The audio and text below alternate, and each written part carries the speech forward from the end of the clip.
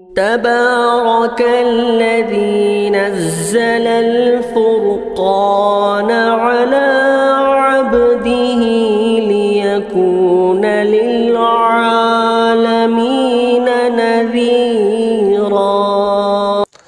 اسی طرح ہمارے ایک بھائی نے ایک سوال یہ بھی کیے ہیں۔ سوال یہ ہے کہ مفتی صاحب، اگر کسی شخص کو سفر پر جانا ہو اور اس کی دوپہر کے وقت ٹرین روانہ ہونی ہے تو کیا وہ اس دن کا روزہ چھوڑ سکتا ہے یا نہیں؟ ماشاءاللہ بھائی، آپ نے بہت اہم سوال پوچھا ہے۔ یہ بھی بہت اہم، عمومی طور پر لوگ یہ مسئلہ پوچھتے بھی ہیں۔ دیکھیے، ایک اصولی بات یہاں ذہن میں رکھیے، جو آدمی صبح صادق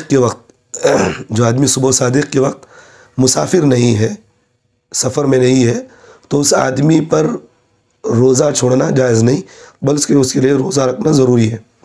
صبح صادق کا مطلب یہ ہے کہ بھئی جس وقت فجر کا وقت شروع ہوتا ہے تو اس وقت سے صبح صادق شروع ہو جاتی ہے۔ تو اگر کوئی آدمی صبح صادق کے وقت سفر میں نہیں ہے، مقیم ہے، تو پھر وہ روزہ رکھنا اس کے لیے ضروری ہے۔ اب رہی بات، آپ دوپہر وغیرہ میں جانا چاہ رہے ہیں تو پھر جائیں، ایسی کوئی بات نہیں، کیونکہ آپ دوپہر میں جا رہے ہیں۔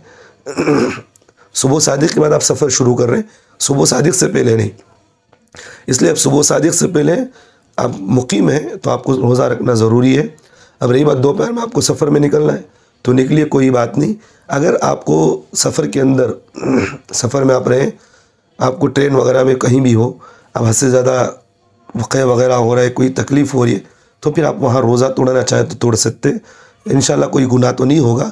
البتہ وہاں جو ہے آپ کے لیے اس روزے کو توڑنے کی وجہ سے قضا لازم ہوگی، کفارہ نہیں ہوگی، قضا لازم ہوگی، کفارہ نہیں ہوگی۔ تو امید ہے کہ مسئلہ آپ کو سمجھ میں آ گیا۔ خلاصے کے طور پر ذہن میں رکھیے، اگر آپ صبح صادق سے پہلے مقیم ہیں تو آپ کو روزہ چھوڑنے کی اجازت نہیں، بلکہ آپ کو روزہ رکھنا ضروری ہے۔ رہی بات دوپہر کو آپ سفر میں جانا چاہ رہے ہیں تو پھر آپ دوپہر کے بعد سفر میں نکلیں، کوئی بات نہیں۔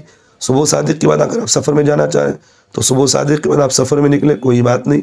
اور اگر آپ کو سفر کے اندر کوئی پریشانی ہو رہی، قے وغیرہ ہوئی، حالت خراب ہو گئی، پریشانی ہو گئی، تو پھر اگر آپ روزہ توڑنا چاہیں تو توڑ سکتے ہیں، انشاءاللہ کوئی گناہ نہیں ہوگا۔